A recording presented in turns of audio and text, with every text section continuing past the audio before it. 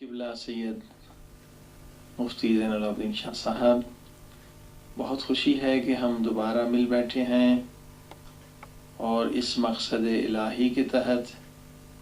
آج یہ ہماری ملاقات ہے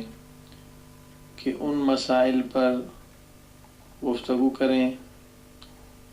جو اختلافی مسائل ہیں اور جن کے ذریعے سے دشمنان اسلام مسلمانوں کے درمیان نفرتیں اور عداوتیں پیدا کرنا چاہتے ہیں۔ قبلہ آپ دیکھ رہے ہیں کہ آج کفر کی طاقتیں اسلام کے خلاف متحد ہو چکی ہیں۔ آج امریکہ ایک دجال بن چکا ہے جو ہر جگہ مسلمانوں پر ظلم ڈھا رہا ہے۔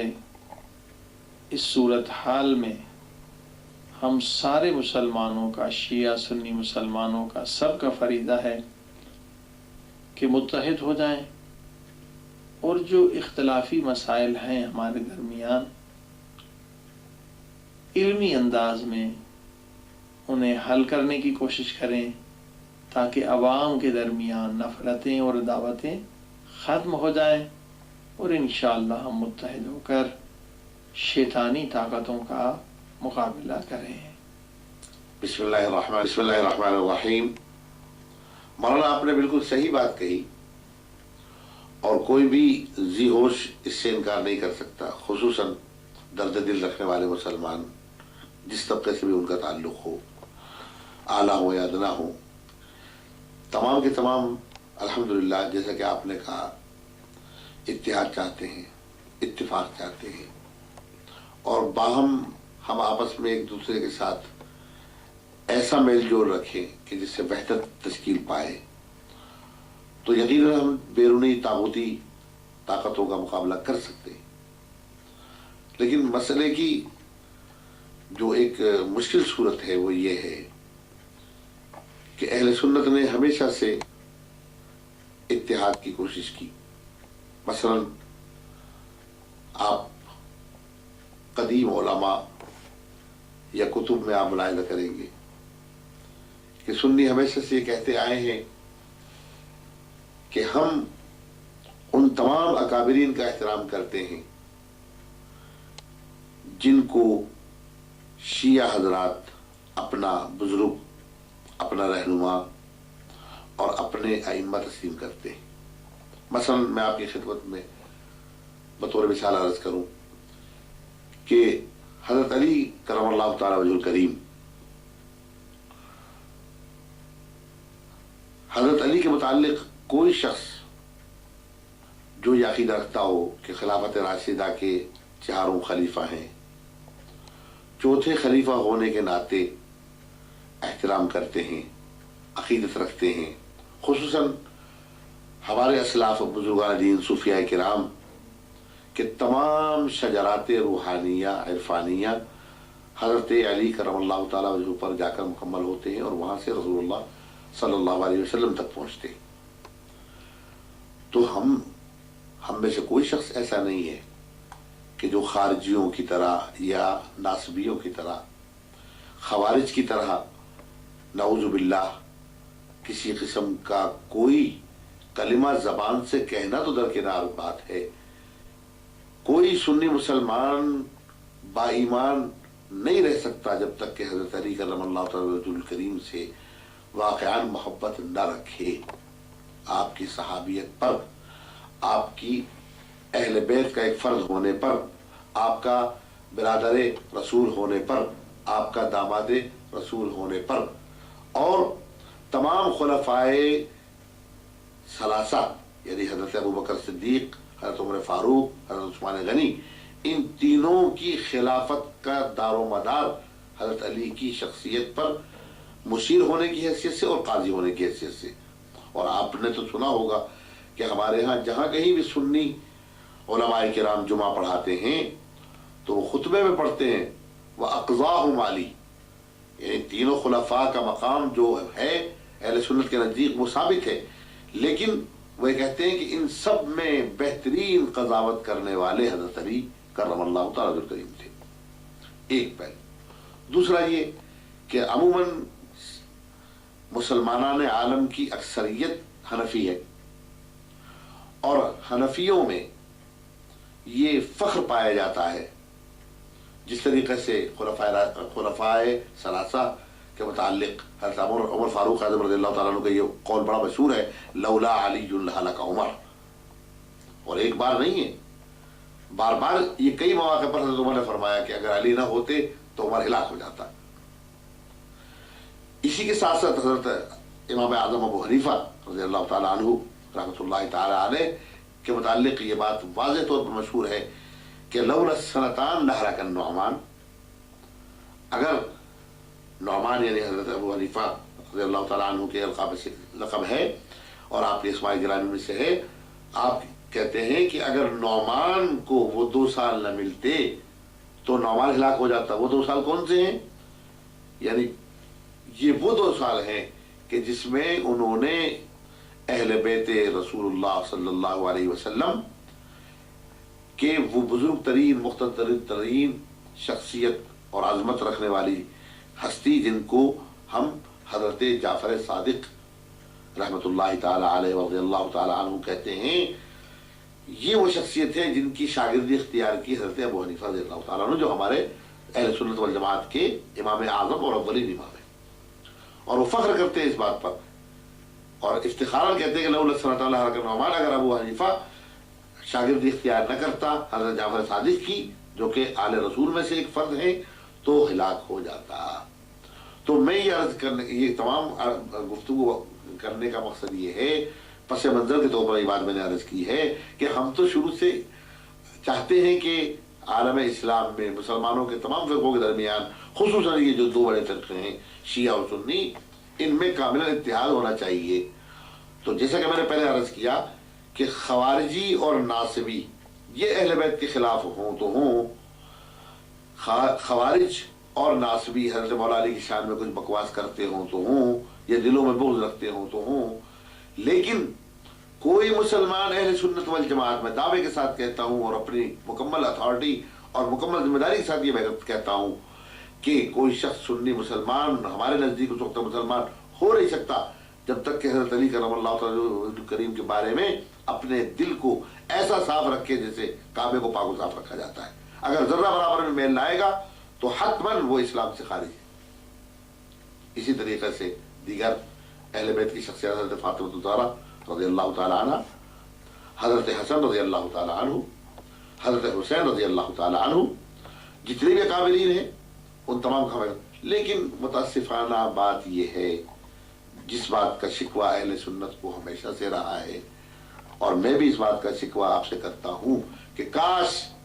शिया हजरात भी इस बात को दर्दमंदी से लेते और जिस तरीके से हम उनके तमाम अकाबिरीन का एहतराम करते हैं वो हमारे अकाबिरीन के बारे में ऐसी बातें न कहते जिनके मुतालिक रसूलुल्लाह सल्लल्लाहु अलैहि वसल्लम ने फरमाया कि अस्हाबी का नुजूम बिअय्युहुम इख्तदैतुम, मेरे सहाबा सितारों की मानंद है, उनमें से जिसकी भी इक्तिदा करोगे राह हिदायत पालोगे। मुझे अफसोस के साथ ये कहना पड़ता है मौलाना साहब कि आप हजरात हमारे सहाबा किराम को नहीं मानते, अच्छा नहीं समझते, उनको बुरा भला कहते हैं, जिसकी वजह से जो हमारे इत्तिहाद की बुनियादें हैं उनमें लर्जिश पड़ जाती है और उसमें खलल पड़ता है जब हम आपस में मुत्तहिद नहीं होते और एक दूसरे पर कीचड़ उछालते हैं, एक दूसरे की पगड़ी उछालने पर तुले हुए होते हैं। नतीजा यह होता है कि एक दूसरे से सुन्नी शिया लड़ते हैं और दुश्मन को बीच में उतरने का मौका और अपने मकसद हासिल करने का मौका मिल जाता है। बिस्मिल्लाहिर्रहमानिर्रहीम। किबला मुफ्ती साहब, आपने बहुत अहम नुकात की तरफ मुतवज्जह किया है। हकीकत यह है कि शिया हजरात भी अहले सुन्नत की तरह इत्तेहाद चाहते हैं, क्योंकि इख्तलाफ से किसी को फ़ायदा नहीं मिलता बल्कि दुश्मनाने इस्लाम ही को फ़ायदा मिलता है। लेकिन ये भी एक तोहमत है और ये भी एक साजिश है दुश्मनान इस्लाम की तरफ से کہ شیعہ حضرات جو ہیں وہ اصحاب کو نہیں مانتے، لہٰذا میں اہل تشیع کی طرف سے صاف اعلان کرنا چاہتا ہوں، اور ہر ہمارا عالم دین اسی طرح سے ہی اعلان کرتا ہے کہ ہم اصحاب کرام، وہ تمام اصحاب کرام جو پیغمبر اسلام صلی اللہ علیہ وآلہ وسلم کے عاشق تھے، وفادار تھے، جنہوں نے اپنی جانوں کو قربان کیا، اپنے مالوں کو قربان کیا، اپنے بچوں کو قربان کیا، ہم ان اصحاب کا دل سے احترام کرتے ہیں، بلکہ ہم ان کے قدموں کی خاک خود کو سمجھتے ہیں۔ یہ ایک غلط فہمی ہے قبلہ، جو ایسے جلسوں میں دور ہونی چاہیے کہ شیعہ حضرات اصحاب کو نہیں مانتے، ہرگز ایسا نہیں ہے، بلکہ قبلہ اصحاب کرام کا جتنے اصحاب ہیں جنہوں نے قربانیاں دی ہیں اسلام کے لیے، ہم سبھی کا احترام کرتے ہیں، مگر بات جو ہے فقط چند اصحاب کی ہے کہ جنہوں نے پیغمبر اسلام کی توہین کی، ہم انہیں صحابی نہیں مانتے، کیونکہ صحابی کا احترام جو ہے وہ پیغمبر اسلام کی وجہ سے ہے۔ اگر کوئی نبی کا احترام نہ کرے یا نبی کی آل کا احترام نہ کرے، اہل بیت کا احترام نہ کرے، ہمارے عقیدے کے مطابق وہ صحابی کی تعریف میں صحابہ میں شامل نہیں ہوتا۔ اور یہ میرے ہاتھ میں آپ کی سب سے اہم کتاب ہے، یہ صحاستہ بھی سامنے ہے، اگر کسی بھی میری بات میں شک ہو تو آپ ان کتابوں میں دیکھ سکتے ہیں کہ صحیح بخاری ہے یہ، اور کتاب فضائل اصحاب النبی میں آپ دیکھیے، یہ آپ ہی کی کتاب ہے، سارے مسلمانوں کا اتفاق ہے کہ قال نبی صلی اللہ علیہ وسلم نے فرمایا فاطمہ سیدۃ نساء اہل جنہ۔ کسی مسلمان کو شک نہیں، جیسے آپ نے بھی فرمایا کہ حضرت فاطمہ الزہرا سلام اللہ علیہا سیدہ ہیں، ان کا مقام یہ ہے کہ پیغمبر اسلام فرماتے ہیں کہ وہ تمام جنت میں جانے والی خواتین کی سردار ہیں، بزرگ ہیں، شہزادی ہیں۔ اور یہیں پر اسی صفحے پر دوسری حدیث ہے کہ اللہ کے رسول فرماتے ہیں کہ فاطمہ تو بضعۃ منی، فاطمہ میرے جگر کا ٹکڑا ہے، اور جنہوں نے ان کو غضبناک کیا انہوں نے مجھے غضبناک کیا۔ دو حدیثیں یہ صحیح بخاری سے آپ کے سامنے قبلہ، جس میں کسی مسلمان کو شک نہیں ہے۔ اب ان دو حدیثوں کے بعد ہم یہ بات عرض کرتے ہیں کہ تاریخ سے ثابت ہے کہ کچھ لوگ تھے جنہوں نے پیغمبر اسلام کی زندگی میں پیغمبر پر تہمت لگائی، پیغمبر کا احترام نہ کیا، اور پیغمبر اسلام کے جانے کے بعد انہی لوگوں نے بی بی فاطمہ الزہرا سلام اللہ علیہا کے گھر کو جلایا، جبکہ بخاری کہہ رہی ہے، جو سب سے بڑی کتاب ہے، فاطمہ الزہرا جنت کی شہزادی ہیں، ملکہ ہیں، ان کی عصمت میں بھی شک نہیں، ان کی عظمت میں بھی شک نہیں کہ جنہوں نے ان کو غضبناک کیا، رسول خدا کہتے ہیں انہوں نے مجھے غضبناک کیا۔ لہٰذا یہ حقیقت ہے کہ جن لوگوں نے حضرت فاطمہ الزہرا سلام اللہ علیہا کے گھر کو جلایا ہے، بے احترامی کی ہے، ہم انہیں اصحاب میں شامل نہیں کرتے۔ باقی جتنے اصحاب ہیں ان سبھی کا ہم احترام کرتے ہیں، سبھی کے قدموں کی خاک کو ہم اپنے آنکھوں پر رکھنا ثواب سمجھتے ہیں۔ حضرت ابو ذر غفاری ہیں، حضرت سلمان فارسی ہیں، حضرت عمار یاسر ہیں، حضرت بلال ہیں۔ پیغمبر اسلام کے اصحاب کی تعداد 1,00,000 سے زیادہ ہے، مگر جن لوگوں نے یہ اہانت کی تو ہم انہیں اصحاب میں شامل نہیں سمجھتے۔ مولانا آپ نے بڑی اچھی باتیں کی اور واقعاً اتحاد کی طرف ہمیں متوجہ ہونا چاہیے، اور وہ باتیں یا وہ مسائل یا وہ مشکلات جن کی وجہ سے شیعہ سنی خصوصاً جو مسلمانوں کے دو بڑے فرقے ہیں ایک دوسرے سے دور رہے تھے اور دور ہیں، اور شاید دشمن یہی چاہتا ہے کہ وہ دور ہی رہیں، تو ان چیزوں کو، ان نزاعات کو، ان جدالات کو وہ ان کو ہٹانے کی کوشش کریں۔ جیسے کہ ابھی ہم نے اس موقع پر ایک صحابہ کرام کے متعلق یہ سوال اٹھایا تھا کہ شیعہ حضرات صحابہ کو نہیں مانتے یا ان کی شان میں گستاخی کرتے ہیں یا تنقیص کرتے ہیں یا ان کے فضائل کا انکار کرتے ہیں، تو آپ نے جواباً جو بات کہی ہے وہ بات ایسی نہیں ہے کہ جس سے کوئی ذی عقل انکار کرے،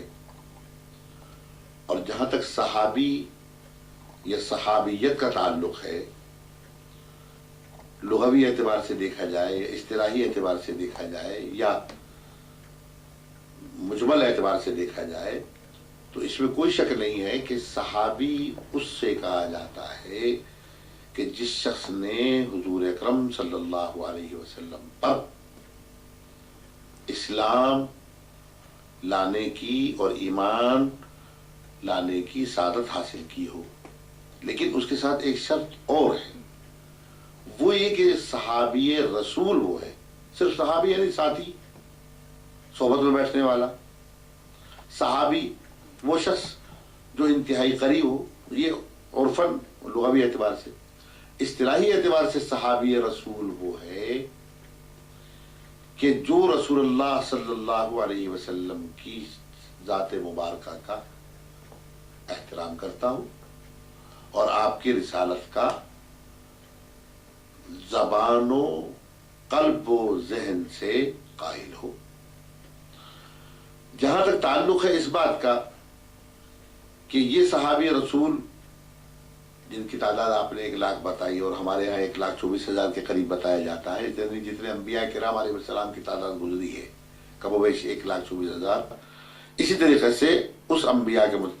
کرام کی تعداد کے مطابق صحابہ کرام رضوان اللہ علیہ مجمعین کی بھی تعداد تقریباً کم و بیش 1,24,000 صحابہ کرام ہیں۔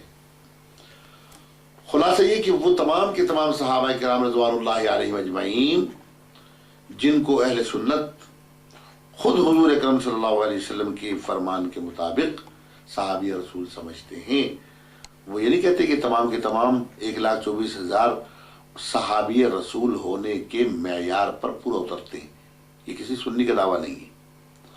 البتہ یہ سب مانتے ہیں اور تمام مسلمانوں کے فرقے سوائے شیعہ حضرات کے اس بات کو تسلیم کرتے ہیں کہ صحابی رسول یعنی جس نے حضور صلی اللہ علیہ وسلم کو اس حالت میں دیکھا کہ اس کا قلب پاکیزہ ہو چکا تھا، ایمان لا چکا تھا اور زبان سے اسے تسلیم کیا تھا، اور حضور جو اوامر و نواہی فرماتے تھے آپ کے ارشادات کو مانتا تھا، یہ صحابی رسول۔ اب اس میں صحابی رسول ہونے کے ساتھ ساتھ ظاہر ہے کہ وہ انسان بھی تھے، بشر بھی تھے، معصوم نہیں تھے۔ صحابی حضور کے اوپر ایمان لا چکے تھے، لیکن ان میں سے بعض سے غلطی بھی سرزد ہوئی، بعض ان میں سے اہل علم بھی تھے جن سے اجتہادی غلطی سرزد ہوئی، بعض ان میں ایسے تھے کہ بہرحال وہ انبیاء کے برابر معصوم تو نہیں تھے، صحابی رسول تھے. مثلا ان میں سے بعض صحابہ کرام ایسے بھی ہیں کہ جنہیں مسلمان ہونے کی حیثیت سے یہ کہنا پڑا کہ یا رسول اللہ صلی اللہ علیہ وآلہ وسلم، جب تک ہم آپ کی صحبت میں بیٹھتے ہیں، آپ کے نزدیک بیٹھتے ہیں، ہمارا ایمان بڑھ جاتا ہے، اور جب ہم آپ کی صحبت سے چلے جاتے ہیں اور دنیاوی امور میں مشغول ہو جاتے ہیں تو ہمیں جو ہے ایسا محسوس ہوتا ہے کہ ہمارا ایمان کم ہو گیا ہے، گھٹ گیا ہے. تو حضور صلی اللہ علیہ وسلم نے فرمایا کہ کوئی گھبرانے والی بات نہیں ہے، الایمان یزید و ینقص. اس پر بخاری شریف میں بھی بیان ہے، یعنی ایمان بڑھتا بھی ہے گھٹتا بھی ہے. جب کوئی شخص کعبے کے قریب جائے گا تو ظاہر ہے اس کا ایمان بڑھے گا، نماز میں کھڑا ہوگا تو ایمان اس کا بڑھے گا، قرآن پاک پڑھے گا، تلاوت کرے گا یا سنے گا، ایمان بڑھے گا. لیکن جب اپنے دنیاوی کاروبار میں بال بچوں مشغول ہو جاتا ہے انسان، توجہ جب اس کی ہٹتی ہے تو ایمان میں ذوق پیدا ہوتا ہے، توجہات میں خلل پیدا ہوتی ہے، اور اسی طریقے سے اس کا ذہن جب مشغول ہوتا ہے تو ایمان کی طرف توجہ جب کم ہوتی ہے تو اس کا درجہ بھی کم ہو جاتا ہے. اسی طریقے سے قرآن کریم میں جتنے اوامر ہیں، نواہی ہیں، بعض ہو سکتا ہے مسلمان ہونے کی حیثیت سے قیامت تک، چونکہ یہ اسلام کے احکام قرآن کریم میں جو بیان کیے گئے، رسول اللہ صلی اللہ علیہ وسلم کی سنت و احادیث و روایات میں قولی ہو یا فعلی ہو یا تقریری ہو، اس میں بیان کیے گئے، تو یہ احکامات تو قیامت تک کے لیے ہیں. مثلا حدود کے احکام ہیں، عبادات کے احکام ہیں، معاملات کے احکام ہیں. اسی طریقے سے یہ احکامات قیامت تک کے ہر مسلمان پر نافذ ہیں، لاگو ہیں. تو کیا یہ احکامات صحابہ پر لاگو نہیں تھے؟ قرآن کریم کی جو آیات ہیں، اگر کوئی غلطی کرتا ہے، اگر کوئی گناہ صغیرہ کرتا ہے، گناہ کبیرہ کا مرتکب ہوتا ہے تو یقیناً اس کو سزا ملے گی. اب سزا ملے گی تو قیامت تک آنے والے ہر مسلمان کے لیے وہ سزا مقرر ہے. اسی طریقے سے کوئی اچھا کام کرے گا تو اس کے لیے انعام و جزا مقرر ہے. تو اگر یہ جزا مقرر ہے قیامت تک آنے والے انسان کے لیے، تو ظاہر ہے کہ حضور علیہ السلام کے زمانے سے لے کر کے شروع ہوئی. تو اگر قرآن کریم کے جو احکامات ہیں ان میں جہاں جزا و انعام ہے وہاں سزا بھی تو ہے. حدود نافذ کی گئی. مثلا حضور صلی اللہ علیہ وسلم کے زمانے میں چور کے ہاتھ کاٹے گئے، زانی پر جو ہے حد جاری کی گئی، شرابی پر کوڑے لگائے گئے، آیا ہے شریف میں. تو قبلہ مولانا صاحب، یہ صحابہ کرام جو تھے ان میں بعض ایسے مقصر بھی تھے، باوجود صحابی ہونے کے، رسول اللہ صلی اللہ علیہ وسلم کے زمانہ دیکھنے کے، بعض اوقات وعدہ خلافی بھی کسی سے ہو گئی، غلط بیانی بھی کسی سے ہو گئی، تو ان پر جو ہے قرآن و حدیث کے مطابق جو سزا قاضی نے مقرر کی انہیں برداشت کرنی پڑی اور اس سزا کو بھگتنا پڑا. تو ہم اہل سنت والجماعت یہ کہتے ہیں کہ ہم صحابہ کے متعلق یہ ہرگز نہیں کہتے کہ وہ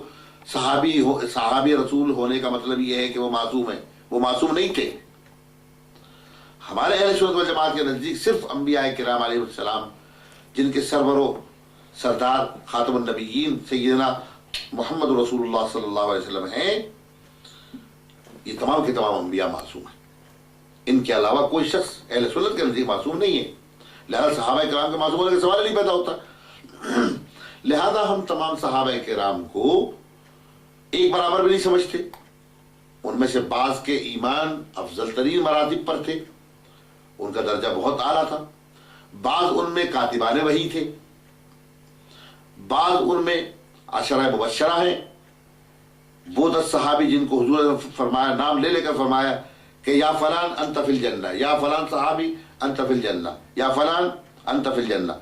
جن میں حضرت علی کرم اللہ تعالی وجہ الکریم بھی شامل ہیں. ایک ایک کو آپ نے فرمایا کہ تم جنتی ہو، تم جنتی ہو. جس میں حضرت عثمان غنی ذی النورین بھی شامل ہیں رضی اللہ تعالیٰ عنہ.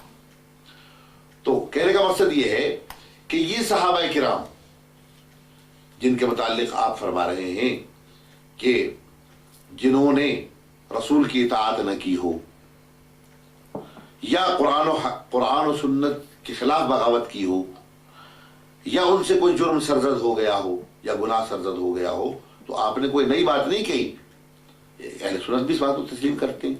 لیکن جہاں تک آپ یہ کہتے ہیں کہ انہوں نے حضور علیہ السلام کی شان میں گستاخی کی، تو اس کا مطابق تو قرآن کریم کی آیات موجود ہیں वमा आताकुमुर रसूल फखुज़ूहु वमा नहाकुम अन्हु फंतहू, जो रसूल कहता है उसको मानो और जिससे मना करता है उससे रुक जाओ। और जो नहीं मानता, जाहिर है कि वो मुसलमान तो है लेकिन वो फासिक है, फाजिर है, गुनहगार है, खताकार है, लेकिन काफिर नहीं होता, वो इस्लाम से खारिज नहीं होता, मुर्तद नहीं होता, बशर्ते कि वो तौबा कर ले, रुजू कर ले। तो मैं ये अर्ज कर रहा था कि सहाबा में बाज़ ऐसे थे जिनसे गलतियां हुई, तौबा की, और हुजूर सल्लल्लाहु अलैहि वसल्लम से अलबत्ता बाज़ मुनाफिकीन के मुताल्लिक़ कुरान करीम में फरमाया कि इस्तग़फिर लहुम औ ला तस्तग़फिर लहुम इन तस्तग़फिर लहुम 70 मर्रतन फलन यग़फ़िरुल्लाहु लहुम। ए रसूल, आपके साथ उठने बैठने वालों में बाज़ लोग ऐसे हैं जो आपका सहाबी होने का दावा करते हैं, आपका साथी होने का दावा करते हैं, लेकिन उनमें वो मुनाफिकीन भी शामिल हैं जो मर जाएं तो आप उनके लिए इस्तिग़फ़ार न करें। यानी रसूलुल्लाह सल्लल्लाहु अलैहि वसल्लम ने पर्दा रखा और ये ना कहा कि जैसे फरमाया कि तू जन्नती है, फला जन्नती है, फला जन्नती है। अगर तो हुजूर चाहते तो ये कह सकते थे कि फला शख्स जहन्नमी है, फला शख्स मुनाफिक है, फला शख्स जो है दोगला है, फला शख्स जो है इसका दिल कुछ और है, जबान कुछ और है। आपने पर्दा रखा, लेकिन परवरदिगार ने चाहा कि ऐसे मुनाफिकीन की साजिश को चाक करे, उनके पर्दे को उठा दे और ये बता दे कि मेरा रसूल चूंकि रहमतुल आलमीन है, ये रहमतुल आलमीन की वजह से छुपा के रख रहा है, लेकिन अल्लाह की हिकमत, अल्लाह की मसलहत, अल्लाह की मशीयत ये है कि ऐसे मुनाफिकीन को जाहिर कर दिया जाए जो सहाबी रसूल होने का लिबादा या उस लिबास में आते हैं लेकिन वो अंदर से मुनाफिक है। मतलब अब्दुल्ला बिन उबई थे, अब अब्दुल्ला बिन उबई मशहूर मुनाफिक है। इसी तरीके से मुनाफिक यहूदियों में से जो लोग मुसलमान हुए थे वो इस्लाम को नुकसान पहुंचाने के लिए, रसूल सल्लल्लाहु अलैहि वसल्लम को नुकसान पहुंचाने के लिए और गुमराह करने के लिए, बाद मुसलमानों को साजिश डालने के लिए वो हुए थे। इस वजह से कुरान करीम ने उस मुनाफिक के मुतालिक जो मर गया फरमाया कि इस्तग़फिर लहुम व ला तस्तग़फिर लहुम इन तस्तग़फिर लहुम 70 मर्रतन फलन यग़फ़िरुल्लाहु लहुम। ए रसूल, आप इस शख्स के लिए और इस जैसे दूसरे मुनाफिकीन के लिए इस्तिग़फ़ार करें या ना करें। अगर आप 70 मरतबा भी इस्तिग़फ़ार करेंगे इनके लिए तो खुदा इनको नहीं बख्शेगा, क्योंकि खुदा इनके क़ुलूब के हाल से, इनके आमाल से और इनकी साजिशों से आगाह है। लिहाजा अगर ये कहा जाए कि अहले सुन्नत वल जमात भी इस बात को तस्लीम करते हैं कि तमाम के तमाम सहाबा जन्नती थे या नहीं थे, या सहाबा किराम तमाम के तमाम मासूम थे या नहीं थे, या तमाम के तमाम सहाबा किराम उससे कोई जुर्म या गलती सरजद हुई या नहीं हुई, इसमें शिया बोले या ना बोले, लेकिन हम अहले सुन्नत वल जमात इस बात को मानते और तस्लीम करते हैं कि उनमें से बाज़ खुलाफाए राशिदीन कहलाए, बाज़ अशरा मुबश्शरा कहलाए, बाज़ आला तरीन मरातब पे पहुंचे और बाज़ उनमें ऐसे भी थे जिनके लिए कुरान करीम की ये आयत नाजिल हुई। लिहाजा हमें इससे कोई सरोकार नहीं है कि जो लोग जो जैसे आमाल करके गए वो खुदा को और उसके रसूल को जवाबदेह होंगे। अब तारीख में जो कुछ भी बयान किया जाता है या बहुत सी बातें बताई जाती हैं, जैसे जिसकी तरफ आपने भी इशारा किया कि आले रसूल के मुताल्लिक़ के बाद शिया हज़रात कहते हैं कि जी सहाबा किराम ने उनका अदब न किया या सहाबा किराम ने उनका एहतराम न किया। जैसे कि बुखारी शरीफ की आपने एक हदीस में भी दिखाई, एक तो बज़ातुल मिन्नी वाली हदीस दिखाई आपने और एक फातिमा सैयदुन निसाई अल जन्नह वाली हदीस दिखाई। तो ये तो चूंकि हमारी अहले सुन्नत की वल जमात की किताबों में से हैं और सही बुखारी में से आपने दिखाई हैं, तो उसके दिखाने के तकल्लुफ़ आपने फरमाया, वरना हम इस बात को जानते और मानते हैं कि हुजूर अलैहि सल्लम की सबसे महबूब तरीन शख्सियतों में से हज़रत फातिमा रज़ियल्लाहु ताला अन्हा का मकाम सबसे आला था ख़वातीन में से। हालांकि बक़िया साहिबजादियों से भी अरफ़ा व आला हज़रत फातिमा ज़हरा को सरकार ने पसंद फरमाया और उनसे मोहब्बत का इजहार किया और उनको, जैसे कि अभी आपने कहा कि बज़ातुम मिन्नी, तो जहाँ तक आप ये फरमाते हैं कि फातिमा जिगर का टुकड़ा है रसूलुल्लाह सल्लल्लाहु अलैहि वसल्लम का, ये तो हदीस से साबित है। फमन आज़ाहा फ़क़द आज़ानी वाली बात जो है हक़्क़न व सिद्क़न व अदला। लेकिन अब आप ये कहते हैं कि जी वो बात को गुलू और बात में मुबालगा करके अगर कोई शिया हज़रात या ज़ाकिरीन हज़रात या खुतबाए किराम कोई ऐसी बात कर जाते हैं तो आप चूँकि वो ज़िम्मेदार शख्सियत हैं और आप शियों के एक अहले इल्म होने के नुमाइंदा होने की हैसियत से मैं आपसे दरख्वास्त करूँगा कि आप इसको संजीदगी से लें और इल्मी अंदाज से तहरीर व तज्ज़िया करते हुए बताएं क्या वाकई ऐसा हो सकता है कि कोई सहाबी ایسی جسارت کرے کہ نعوذ باللہ من ذالک، توبہ توبہ استغفر اللہ، جن کی متعلق ہم تو ایسی بات سوچ بھی نہیں سکتے. آج 1400 سال کے بعد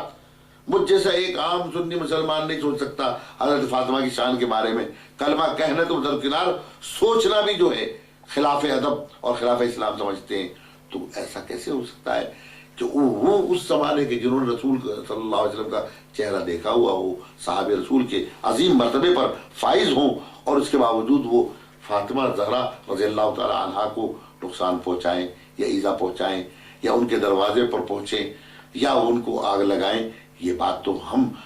نہیں سوچ سکتے. اس زمانے کے بہترین مسلمان، بہترین صحابہ رسول اللہ علیہ وسلم کی شان کو اور ان کی آل کی عظمت کو پہچاننے والے یہ تو سوچ بھی نہیں سکتے. اور جہاں تک ایک زوم والی بات جو ہے آپ کی خدمت میں پیش کرنا چاہتا ہوں کہ عمر شیعہ حضرات جو کہتے ہیں کہ جی وہ دروازے تک پہنچے اور دروازے کو آگ لگائی، تو میرے بھائی اس زمانے میں کون سے قلعے اور محلات وہاں ہوتے تھے؟ قبلہ مولانا، وہ کوئی قیصر و کسریٰ کے دربار تھوڑی تھے کہ قیصر وہ جو روم کا بہترین عظیم الشان بادشاہ تھا، یا کسریٰ ایران کا جو ایک عظیم الشان تاجدار تھا کہ ان کے سونے چاندی کے دروازے. وہ بیچارے بدوی لوگ تھے، مکے مدینے کے رہنے والے. ان کو مشکل سے تو جھوپڑیاں میسر ہوتی تھی، اور جھوپڑیوں میں دروازوں کا کیا تعلق. اور دروازوں پھر ان کو جو ہے آپ یہ فرماتے ہیں کہ دروازے کو آگ لگائی گئی. جب دروازہ تھا ہی نہیں تو آگ لگی کیسے؟ اور آگ کس نے لگائی اور کیسے لگائی؟ وہ ایک سیدھا سادہ کوئی پردہ ہوگا تو وہاں پردے کا مقابلہ دروازے کے ساتھ تو نہیں کیا جا سکتا. بہرحال میں اس جسارت پر جو ہے آپ سے یہ بات ضرور عرض کرنا چاہوں گا کہ اس بات کو ذرا کلیئر کریں، تاکہ ایک واعظانہ بات، حکایتانہ یا ایک داستان گوئی والی بات نہ کی جائے، بلکہ جو ٹھوس حقائق ہیں اگر آپ کے پاس ہیں تو بیان کیجیے. بسم اللہ الرحمن الرحیم. قبلہ، بہت ہی عمدہ باتیں آپ نے ارشاد فرمائیں، کیونکہ حقیقت یہی ہے کہ تعصب، نفرت، عداوت میں انسان کبھی ایک دوسرے کی باتوں کو قبول نہیں کرتا. لیکن اگر ایسے علمی انداز سے علماء کرام مل بیٹھیں تو یقیناً یہ سارے مسائل حل ہو سکتے ہیں، اور نفرتیں جو ہیں وہ محبتوں میں بدل سکتی ہیں. اب جیسے آپ نے اشارہ فرمایا کہ اس زمانے میں دروازے ہی نہ تھے، تو دروازے جلانے کا سوال ہی غلط، یہ روایت ہی غلط. تو قبلہ، ہماری جو تحقیق ہے وہ آپ کی خدمت میں پیش کرتے ہیں، آپ اس پر غور کریں کہ اس زمانے میں دروازے موجود تھے. اور یہ تحقیق جو ہے ہم بجائے اس کے کہ اپنی کتابوں سے پیش کریں، آپ ہی کی کتابوں سے پیش کرنا چاہتے ہیں تاکہ آپ کو مزید اطمینان ہو. جیسے امام احمد حنبل، امام ہیں حنبلیوں کے، آپ کے بزرگ عالم ہیں، مسند احمد حنبل میں حضرت ابو ذر سے روایت کرتے ہیں کہ رسول خدا صلی اللہ علیہ وآلہ وسلم نے فرمایا کہ اگر کوئی شخص کسی کے گھر کے دروازے سے گزرے اور اس کے گھر کا دروازہ بھی کھلا ہوا ہو اور اس پر کوئی پردہ بھی نہ پڑا ہوا، اگر یہ گزرنے والا اندر جھانک لے اور اس گھر میں کوئی خاتون ہو تو اس گزرنے والے کا کوئی گناہ نہیں ہے. قصوروار وہ شخص ہے جس کا گھر ہے کہ دروازہ بھی بند نہیں ہے اور پردہ بھی نہیں ڈالا گیا. لہذا اس حدیث سے یہ ثابت ہو رہا ہے کہ اس زمانے میں دروازے موجود تھے.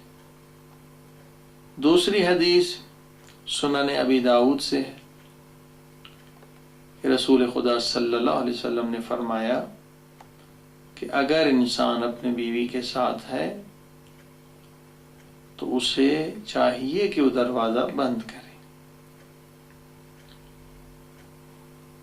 اسی طرح سے سنن ابن ماجہ سے حضرت عائشہ سے روایت ہے کہ رسول خدا آئے، انہوں نے دروازہ کھولا اور پردہ ہٹایا۔ صحیح مسلم اور صحیح بخاری دونوں میں یہ واقعہ، یہ حدیث سلانی موجود ہے۔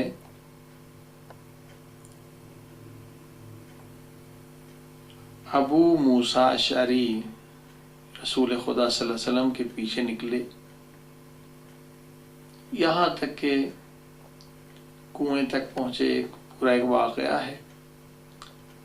اور اس کے آخر میں ہے کہ وہ دروازے کے قریب آئے، اور صاف صحیح مسلم میں، صحیح بخاری میں ہے کہ وہ جو دروازہ تھا وہ کھجور کی لکڑی کا بنا ہوا تھا۔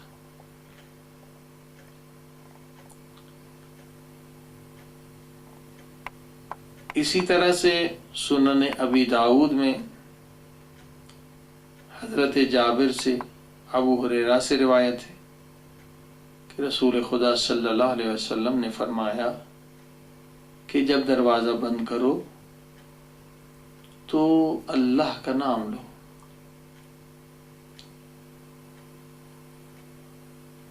اور اسی طرح سے مسند احمد حنبل میں دوسری حدیث مبارک ہے، اللہ کے رسول نے صلی اللہ علیہ وسلم نے فرمایا کہ جو اپنے دروازے سے مسکین کو، حاجت مند کو، اگر اپنا دروازہ کوئی مسکین کے لیے بند کر دے گا تو خدا بھی اس کے لیے رحمت کا دروازہ بند کر دے گا۔ احادیث بہت زیادہ ہیں، میں آپ کا وقت لینا نہیں چاہتا، آپ خود ان احادیث کو، یہ صحافتہ آپ کے سامنے موجود ہے، اطمینان سے دیکھ سکتے ہیں کہ اس زمانے میں دروازے تھے، تاریخ میں ثابت ہے، احادیث میں ثابت ہے، مکے میں بھی، مدینے میں بھی کعبۃ اللہ کا دروازہ، اس کا بھی ذکر حدیث میں موجود ہے۔ اور اس کے علاوہ قبلہ عقلی دلائل بھی اگر ہم پیش کریں تو بہت سارے، کہ اس زمانے میں عربوں کے درمیان سخت دشمنیاں ہوتی تھی اور طولانی تر جنگیں چلتی رہتی تھی، تو کیسے ممکن ہے کہ جب کوئی حالت جنگ میں رہے وہ اپنے دفاع کے لیے دروازہ بھی نہ بنائے؟ لہذا یہ جو اعتراض آپ نے فرمایا کہ جناب اس زمانے میں دروازے ہی نہ تھے، تو حضرت بی بی فاطمہ زہرا سلام اللہ علیہا کے دروازے کو کسی نے کیسے آگ لگائی؟ اس کے جواب میں ہم نے یہ چند حوالے آپ کی خدمت میں پیش کیے کہ ایسا نہیں ہے کہ کسی ضعیف حدیث کی بنیاد پر ہم نے چند لوگوں کی صحابیت سے انکار کیا ہے، بلکہ یہ صحافتہ میں اور بڑی بڑی کتابوں میں یہ حدیث موجود ہے۔ بسم اللہ الرحمن الرحیم۔ مولانا کاظمی صاحب، مجھے امید یہی تھی آپ سے کہ آپ انشاءاللہ علمی انداز سے اور شیعہ حضرات کی علمی نمائندگی کرتے ہوئے علمی مفاہیم و مباحث کا بیان فرمائیں گے۔ آپ نے دروازے سے متعلق جو بات کی اور اچھے دلائل آپ نے بیان فرمائے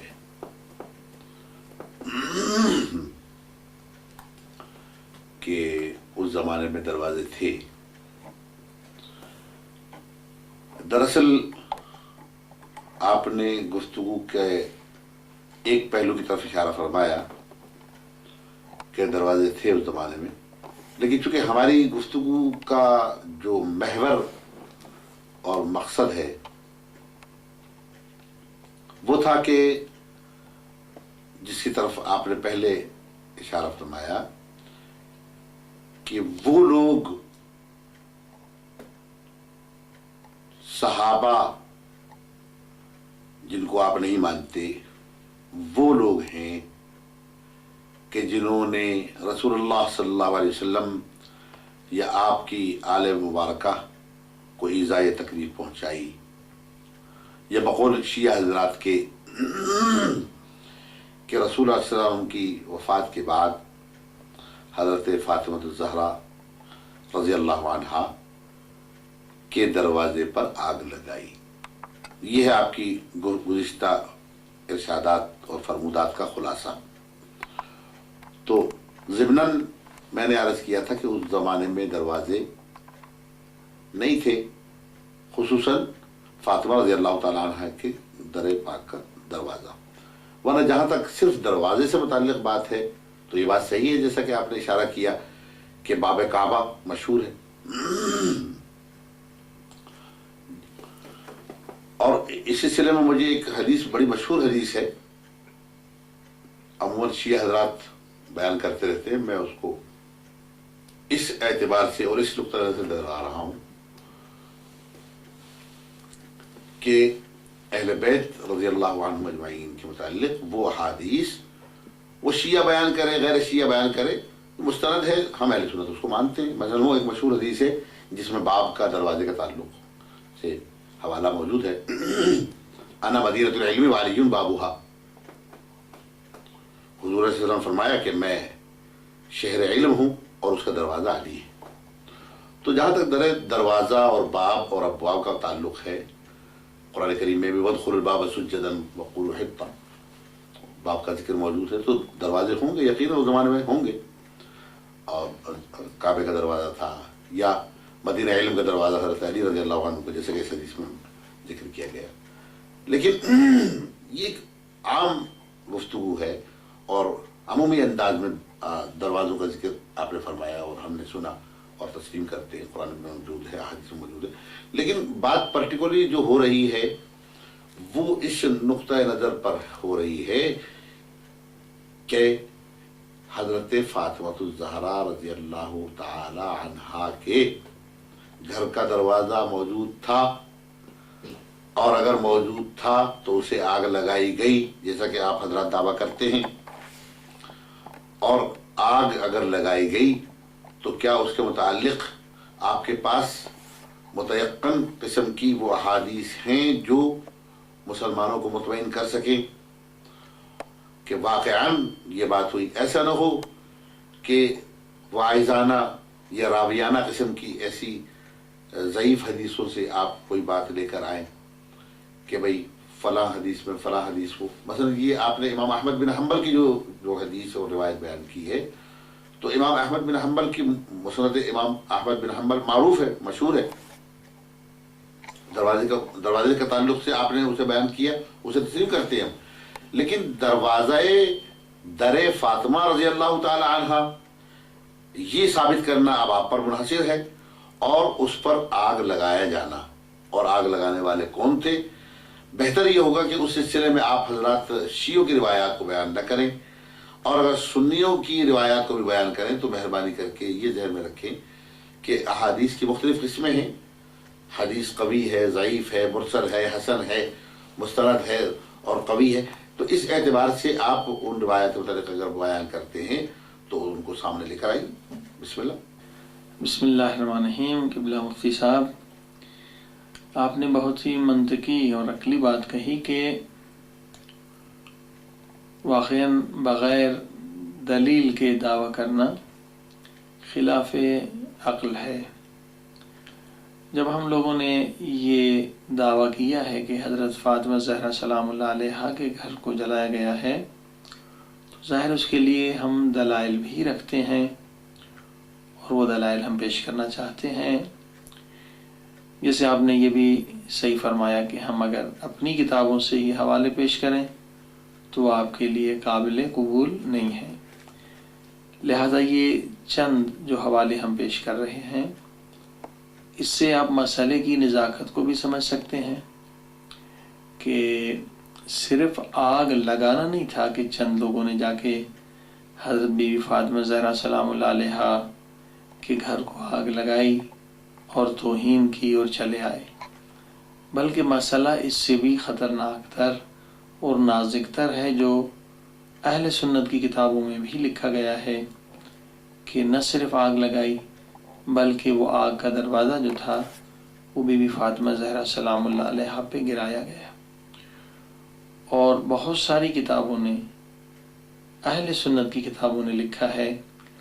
کہ یہی دروازہ گرانا سبب بنا ہے حضرت فاطمہ زہرا سلام اللہ علیہا کی شہادت کا۔ اب یہ چند کتابیں، ان میں جو اہم کتاب ہے المستدرک علی الصحیحین الحاکم کی، کہ جنہوں نے وہی اصول اپنایا ہے صحیح مسلم اور صحیح بخاری کا، انہوں نے بھی اسے نقل کیا ہے۔ تاریخ خمیس نے بھی نقل کیا ہے، الملل والنحل نے بھی اس واقعے کو نقل کیا ہے، السنن الحافظ بیہقی کی انہوں نے بھی اسے نقل کیا ہے، ریاض النظر محب طبری کی، کنز العمال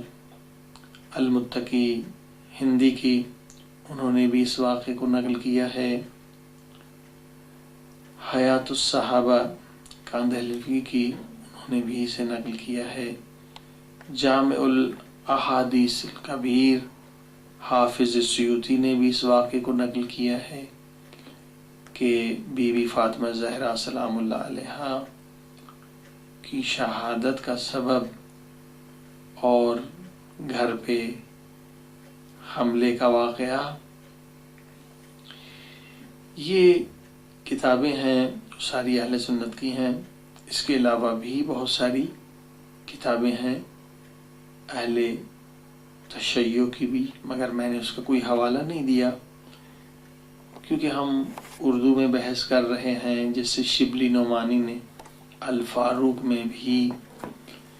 یہ چیز نقل کی ہے، جس کا اردو ترجمہ بھی ہے کہ شبلی نعمانی نے کہا ہے کہ حضرت عمر نے کہا کہ اگر آپ لوگ باہر نہیں نکلیں گے تو میں گھر کو آگ لگا دوں گا۔ یعنی بعض نے کتابوں نے یہ لکھا ہے کہ دھمکی دی، اور بعض نے لکھا کہ آگ لگا دی۔ تو شبلی نعمانی نے حضرت عمر کو بچاتے ہوئے یہ خود لکھا ہے کہ کیونکہ ان کا مزاج جو تھا وہ سخت تھا، لہذا ممکن ہے کہ جو مزاج میں سختی تھی ان کی وجہ سے انہوں نے یہ کہہ دیا ہو۔ اس کے بعد اور بھی کچھ جملے ان کے بچانے کے لیے کہے۔ یعنی یہ ایک ایسی حقیقت ہے جو افسوسناک ضرور ہے، مگر اس سے انکار نہیں کیا جا سکتا کہ ابھی رسول خدا صلی اللہ علیہ وسلم کی اس دنیا سے رحلت کو بہت کم عرصہ گزرا تھا، چند دن ہی گزرے تھے، اور بیٹی جو غم زدہ تھی، بجائے بیٹی کو تعزیت دینے کے بیٹی کے گھر پہ حملہ کرنا، آگ لگانا، تو اسی وجہ سے ہم ایسے افراد کو اصحاب پیغمبر میں شامل نہیں کرتے۔ البتہ خود اہل بیت کی تعلیم ہے کہ قرآن مجید کی بھی تعلیم ہے کہ آپ کسی کے جھوٹے خدا کو برا بھلا مت کہیں، کہیں کوئی آپ کے سچے خدا کو برا بھلا نہ کہے۔ تو اس کا ہرگز مقصد یہ نہیں کہ اگر ہم کسی کو صحابہ میں شامل نہیں کرتے اور دوسرے لوگ انہیں صحابہ میں شامل کرتے ہیں، اپنا رہبر اور رہنما سمجھتے ہیں تو ہم انہیں برا بھلا کہہ کر ان کا دل دکھائیں، دل آزاری کریں؟ ہرگز مذہب اہل بیت نے اس کی اجازت نہیں دی۔ اگر کوئی شخص کرتا ہے تو اس کا ذاتی فعل ہے، مذہب نے، ائمہ معصومین نے اس کی ہرگز اجازت نہیں دی ہے کہ آپ کسی مسلمان کی دل آزاری کریں۔ مولانا کاظمی صاحب، ماشاءاللہ آپ نے جو گفتگو فرمائی اس میں مثبت انداز سے غور کیا جا سکتا ہے، بشرطے کہ اس سلسلے میں تمام صحابہ کرام رضوان اللہ علیہم اجمعین کی عظمت اور شخصیت مجروح نہ ہو۔ جیسا کہ میں نے پہلے بھی کہا کہ ان صحابہ کرام کی بشری پہلو کو مد نظر رکھیے کہ وہ انسان بھی تھے، معصوم نہیں تھے۔ تو جہاں تک ان کے آپس کے ناراض ہونے یا باہمی اختلافات کا تعلق ہے تو بہت مشہور حدیث ہے، کما قال النبی صلی اللہ علیہ وسلم بأن اختلاف امتی رحمت، میری امت کے اختلافات رحمت ہیں۔ اور غالباً اس حدیث کا پس منظر یہی ہے کہ انسانوں میں اختلاف ہوتا ہے، اہل علم میں اختلاف ہوتا ہے،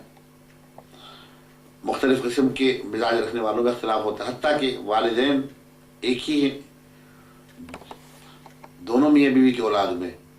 دو بچے، دو بھائی یا دو بھائی بہن، ایک دوسرے سے ذہن مختلف ہوتا ہے، یہ کوئی تعجب کی بات نہیں ہے۔ تو جہاں 1,24,000 صحابہ کرام رضوان اللہ علیہم اجمعین کا اجماع ہو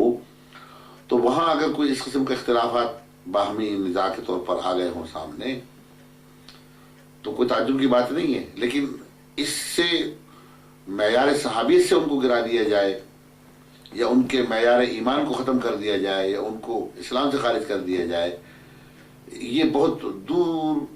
رس باتیں ہیں۔ البتہ جیسے میں نے پہلے کہا کہ اگر حضور علیہ السلام نے قرآن و سنت کی حدود اور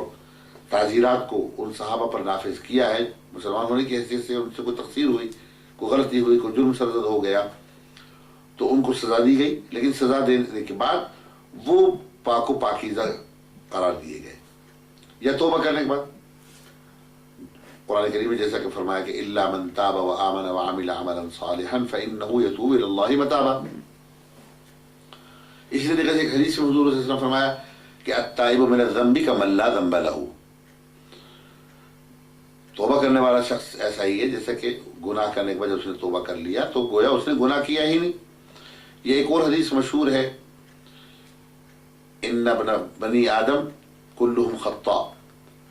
وخیر الخطائین التوابون، بنی آدم کی اولاد یعنی حضرت آدم علیہ السلام کی اولاد میں سے بنی آدم جتنے بھی ہیں وہ خطا کرنے والے ہیں، لیکن بہترین خطا کرنے والا وہ ہے التوابون، جو توبہ کرے، جو رجوع کر لے۔ تو جہاں تک تعلق ہے صحابہ میں، ظاہر ہے کہ ہر درجے کے لوگ تھے اور ان میں آپس میں اختلاف بھی ہوا ہوگا اور آپس میں باہمی طور پر جو ہے ایک دوسرے سے ناراض بھی ہوئے ہوں گے، لیکن حضور علیہ السلام کی حدیث مقدسہ ہے کہ جس میں آپ نے ارشاد فرمایا کہ 3 دن تک اہل ایمان اہل اسلام کو جائز نہیں ہے کہ ایک دوسرے سے کلام کو بند رکھیں، ایک دوسرے سے دور رہیں، ایک دوسرے کے متعلق اس غلط فہمی کو برقرار رکھیں۔ 3 دن کے اندر ایک دوسرے سے ایجاب و قبول اور ملاقات اور ایک دوسرے سے رجوع کر لینا چاہیے، باہمی فہم تفہیم کر لینی چاہیے، ناراضگی دور کر لینی چاہیے وغیرہ وغیرہ۔ تو جو کچھ ابھی آپ نے بیان کیا اور دروازے سے متعلق جو آپ نے گفتگو بیان فرمائی اور بعض نکات کی طرف متوجہ کیا، تو یہ نکات اصل میں وہ نکات ہیں جو اس بات کو ثابت کرتے ہیں، شیعہ حضرات ایڑی چوٹی کا زور لگاتے ہیں کہ وہ یہ بات ثابت کریں کہ گویا صحابہ سے یہ غلطی ہوئی، صحابہ سے دروازے پر جانے کی توہین ہوئی کہ فاطمہ زہرا سلام اللہ علیہ کے در اقدس پر وہ گئے، یا یہ کہ بقول شیعہ علماء کے یا شیعہ کتاب کے یا تحریر کرنے والوں کے اہل قلم حضرات کے کہ انہوں نے دروازے کو آگ لگائی، یہ ثابت کرنا چاہتے ہیں نا آپ کہ دروازہ تھا اور دروازے پر وہ پہنچے اور دروازے کو آگ لگائی۔ اور اگر تو اس کا پس منظر بھی آپ کبھی کبھی جو ہے اس کو ذہن میں رکھیں، جیسا کہ عموماً تاریخ ہمیں بیان کرتی ہے، اور تاریخ بھی لکھنے والے کو معصوم نہیں تھے. ہم تو قرآن و سنت کے ماننے والے، تاریخ کو ہم بطور ایک واقعاتی منظرنامے کے طور پر تو پڑھتے ہیں، لیکن اصل تاریخ تو ہمارے نزدیک وہ ہے کہ جو قرآن و سنت کے مطابق ہو، اس کا معید کرنے والی ہو. تو جہاں تک تعلق ہے اس بات کا کہ ان حضرات نے ایسا کیوں کیا، ہو سکتا ہے کہ اس کا پس منظر یہ بھی بیان کیا جا سکے چونکہ یہ معاملہ خلافت سے متعلق تھا، اور حضرت علی رضی اللہ عنہ وہاں ظاہر ہے کہ فاطمہ رضی اللہ عنہ کے شوہر تھے اور اس گھر میں موجود تھے. اور بعض روایات جو سنی حضرات بیان کرتے ہیں اور ان کے مورخین نے بھی اس کو نقل کیا ہے، جیسے آپ حضرات کی بعض کتابوں میں نقل کیا جاتا ہے کہ وہ بعض اہل ہاشمی بنو ہاشم وہاں پر جمع تھے جو حضرت علی کے حمایتیوں میں سے شمار کیے جاتے تھے، اور چونکہ وہ ثقیفہ اور حضرت علی رضی اللہ عنہ کے کفن دفن میں مشہور ہونے کی وجہ سے خلافت کا فیصلہ جو ہے جمہور مسلمانوں کے متعلق اور جمہور مسلمانوں کے نزدیک حضرت ابوبکر پر اتفاق ہو گیا تھا. اور اس اختلاف کے بعد حضرت علی رضی اللہ عنہ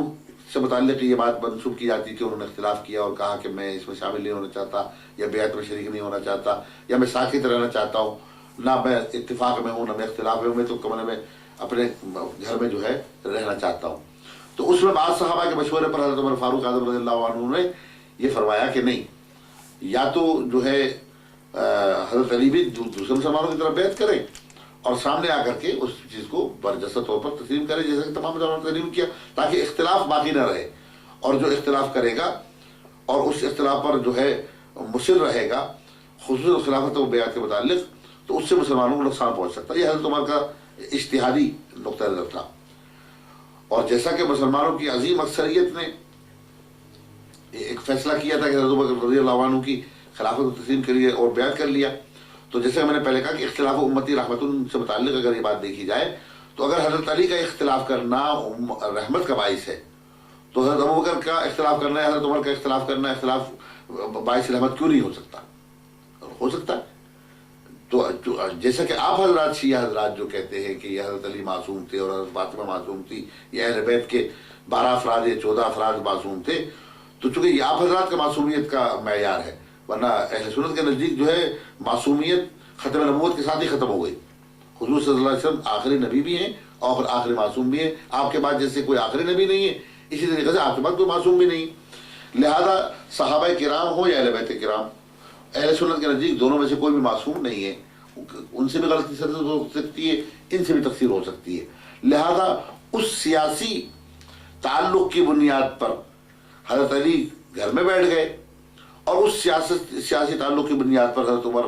نے بعض صحابہ کرام کے مشورے کے مطابق حضرت فاروق اعظم رضی اللہ تعالیٰ عنہ نے یہ فیصلہ فرمایا کہ حضرت علی کو بلایا جائے. ایک مرتبہ نہیں، 2 مرتبہ نہیں، بار بار بلایا گیا، بعض لوگوں کو بھیجا گیا، غلام کو بھیجا گیا، لیکن حضرت علی نے آنا مناسب نہیں سمجھا. تب متفقہ طور پر اکثر مسلمانوں نے یہ فیصلہ کیا کہ بیعت کو برقرار رکھنے کے لیے اور مسلمانوں کے اختلاف کو ختم کرنے کے لیے اور آپس میں وحدت اور اتحاد پیدا کرنے کے لیے یہ ضروری ہے کہ حضرت علی کو بلایا کہ بھائی آپ بیعت نہیں کرنا چاہتے تو اس کے اسباب و علل ہمیں بتائیں تاکہ اس پر بات چیت ہو سکے. خلاصہ یہ کہ جب حضرت علی نے لوگوں کے بھیجنے کے باوجود آنے سے انکار کیا اور بار بار مذاکرہ کرنے کے لیے جب لوگ جاتے رہے، آپ نے ان سے ملنے سے انکار کیا، حضرت علی نے گھر سے باہر نکلنے سے انکار کیا، تو غالباً جو ابھی آپ نے ایک شبلی صاحب نعمانی کی الفاروق کے متعلق جو اشارہ کیا ہے کہ حضرت علی کے مزاج، حضرت عمر رضی اللہ تعالیٰ عنہ کے مزاج میں ایک حدت تھی، ایک سختی تھی، تو ہو سکتا ہے اس مزاج کی بنا پر انہوں نے کہہ دیا بھائی حضرت علی اگر باہر نہیں آئیں گے تو ایک بطور تحدید کے، بطور دھمکی کے، بطور تخویف کے یہ کہہ دیا ہو کہ بھائی اگر باہر نہیں آؤ گے تو ہم آگ لگا دیں گے اور جتنے تمہارے ساتھ ہیں اس گھر میں وہ آگ میں جل جائیں گے. بہتر ہے کہ اس آگ میں جلنے سے بہتر جو مسلمانوں کے لیے اختلاف کا باعث ہے، اور ایسا نہ ہو کہ بہت سے مسلمان اس اختلاف کی وجہ سے جہنم کی آگ میں ہمیشہ جلنے والے بن جائیں. تو اس سے بچنے کے لیے ہم یہ چاہتے ہیں کہ چند افراد جو کر رہے ہیں اختلاف، وہ ان کو دھمکی کے طور پر آگ کی بات کہی گئی یا ڈرانے دھمکانے کے لیے یا ان لوگوں کو پریشر یا فشار ڈالنے کے لیے یہ بات کہی گئی۔ خلاصہ یہ کہ حضرت عمر نے یہ بات اگر کہی تو اپنے مزاج سے متعلق یہ بات کہی، گویا اتفاقاً یہ بات کہہ دی، لیکن اس کے بعد بھی حضرت علی باہر تشریف نہیں لائے۔ تو اس میں اب شیعہ راویین بیان کرنے والے بیان کرتے، اس میں سنی روایت کوئی داخل نہیں ہے۔ اور جیسا کہ میں نے آپ کی خدمت میں پہلے بھی عرض کیا تھا کہ اگر آپ حضرات جو روایت بیان کرتے ہیں وہ روایت یا تو متفق علیہ ہو بین الفریقین، بین اہل سنت و شیعہ، یا جو آپ روایت بیان کرتے ہیں تو کم سے کم اتنا تو ہو کہ روایت درایت کے معیار پر پوری اترے، اور اس کے روایت کرنے والے جو راوی اسماء الرجال کی جو ہماری کتب ہیں مشہور و معروف، ان میں واقعاً ثقہ ہوں، اور بخاری یا صحاح ستہ کے جو اعلیٰ معیار ہے حدیث کے متون کے متعلق یا اس کی روایات و اسناد کے متعلق اس پر صحیح اترتے ہوں، تب تو کوئی بات ہو سکتی ہے، ورنہ یہ کہ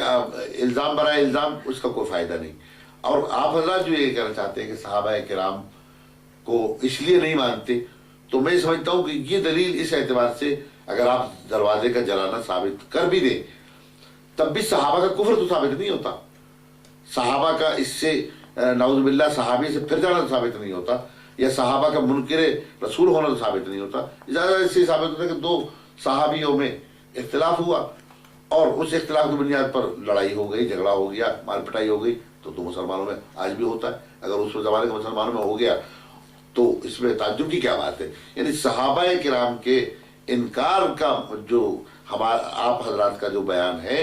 کہ بھئی وہ صحابہ کرام چونکہ یوں تھے اور ایسے تھے ویسے تھے لہذا ہم ان کو نہیں مانتے، میں سمجھتا ہوں کہ اس کے لیے آپ کو دلائل قوی لانے پڑیں گے، اور محض ان باتوں کو متعلق اگر آپ صحابہ کرام کی شان میں گفتگو کریں تو بہت سے ناصبی ایسے ہیں، بہت سے خارجی ایسے ہیں کہ جنہوں نے خود حضرت علی کے ساتھی ہونے کے باوجود بعد میں حضرت علی کے خلاف خروج کیا، خود حضرت علی کے خلاف، وہی تو خارجی کہلائے جنہوں نے حضور نعوذ باللہ من ذالک حضرت علی رضی اللہ تعالی عنہ کی بیعت کو بھی گلے سے اتار کے پھینکا، ہاتھ ملانے کے باوجود اس بیعت کے باوجود انکار کیا انہوں نے۔ لہذا میں یہ چاہتا ہوں کہ آپ اس بیان کو سمیٹیں اور اسماء الرجال کے متعلق جو آپ کے پاس دلائل ہوں اس کے متعلق انشاءاللہ آپ ذکر کریں تو مستفید ہو سکتے ہیں۔ بسم اللہ الرحمن الرحیم۔ قبلہ آپ نے جو حکم دیا ہے ہمیں کہ جن راویوں نے اس واقعے کو نقل کیا ہے کہ حضرت بی بی فاطمہ زہرا سلام اللہ علیہا کے دروازے پر حملہ ہوا یا دھمکی دی گئی یا آگ جلا دی گئی، ان میں سے ایک راوی جو ہے وہ ابن شہاب زہری ہے، ان ابراہیم سے نقل کیا اس نے، اور ابن عبد الرحمن ابن عوف سے اس نے نقل کیا کہ بیعت کے دن لوگوں نے حضرت زہرا سلام اللہ علیہا کے گھر پر حملہ کیا اور اسلحے کے ساتھ داخل ہو گئے۔ اب یہ جو راوی ہم نے آپ کی خدمت میں عرض کیا ابن شہاب زہری، رجال کی کتابوں میں ابن حبان نے اسے کہا ہے کہ یہ ثقات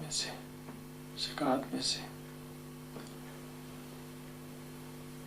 بلکہ امام بخاری نے، امام مسلم نے، یعنی صحیح بخاری میں بھی اس کی روایتیں ہیں، مسلم میں بھی ہیں، ابو داؤد نسائی نے بھی اس سے روایت نقل کی ہے، اور سنن ابن ماجہ نے بھی ان سے روایتیں نقل کی ہیں۔ یہ راوی جو ہیں سب کے نزدیک ثقہ ہیں، قابل اعتماد۔ معاف کیجیے مولانا، قطع کلام ہوتا ہے، یہ روایت جو آپ بیان کر رہے ہیں یہ کس کتاب سے لی ہے آپ نے؟ یہ کتاب قبلہ کتاب المغازی موسیٰ ابن عقبہ، جن کی وفات 141 ہجری میں ہوئی ہے، یہ اس کتاب سے ہم نے لی ہیں، اور اسی طرح سے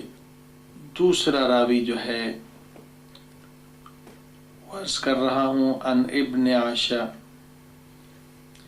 ان ابی، ابن عاشا نے اپنے باپ سے نقل کیا، ان حماد، انہوں نے حماد سے نقل کیا، انہوں نے ابن سلمہ سے نقل کیا کہ ابن زبیر سے روایت ہے کہ بنی ہاشم جمع ہو گئے تھے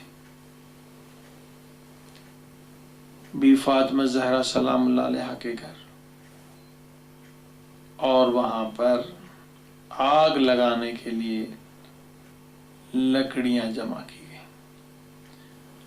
اب یہ حماد ابن سلمہ جو ہے، اس کے لیے بھی آپ کی رجال کی کتابیں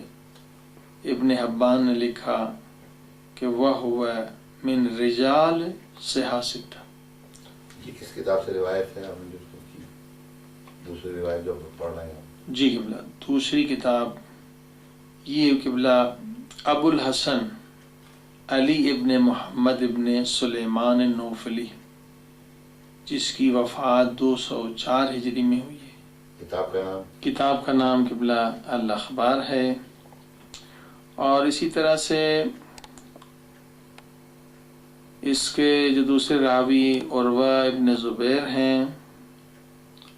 اس کے لیے بھی ابن حبان نے لکھا کہ وہ رجال صحاح ستہ میں سے تھے، اور حماد ابن سلمہ وہ بھی رجال صحاح ستہ میں سے ہیں۔ اور اسی طرح سے محمد ابن عمر الواقدی، جس کی وفات 207 ہجری میں ہوئی ہے، انہوں نے بھی اسی طرح سے لکھا کہ زبیر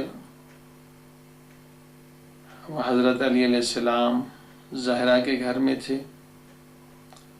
اور لوگ آئے، انہوں نے کہا کہ ہم آگ لگا دیں گے۔ اور اس کے علاوہ جو راوی ہے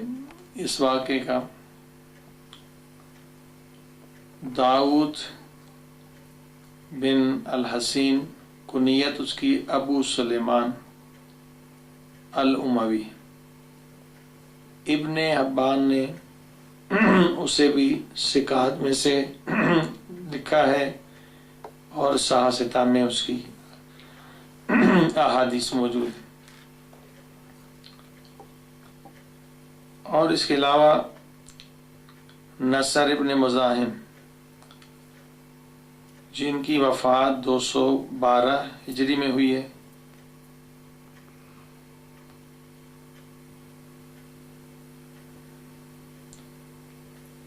انہوں نے بھی اس واقعے کو نقل کیا ہے، اور واقدی نے حشام ابن سعد ان زید ابن اسلم ان ابی سے نقل کیا۔ کچھ لوگ حضرت فاطمہ زہرا سلام اللہ علیہا کے گھر جمع ہوئے تھے، اتنے میں لوگ آئے، کہا اگر اب باہر نہ نکلے تو اس کو آگ، یعنی عمر آئے، اس میں انہوں نے یہی لکھا کہ حضرت عمر آئے کہ اگر آپ باہر نہیں نکلے تو میں اس کو آگ لگا دوں گا۔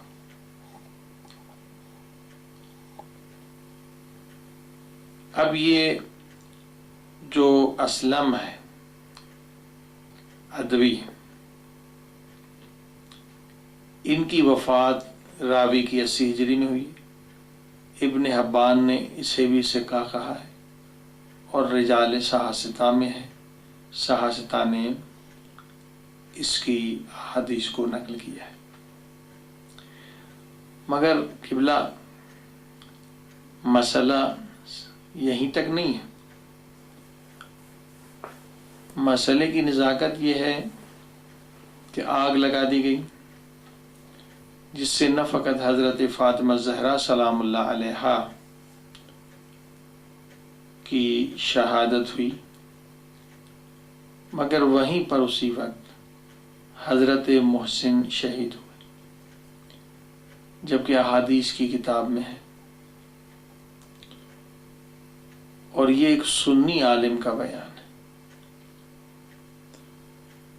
کہ ایک شخص نے کسی عورت کو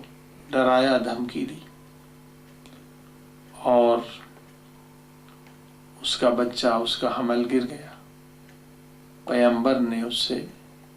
قصاص لی۔ تو ایک سنی عالم سے جب پوچھا گیا کہ حضرت محسن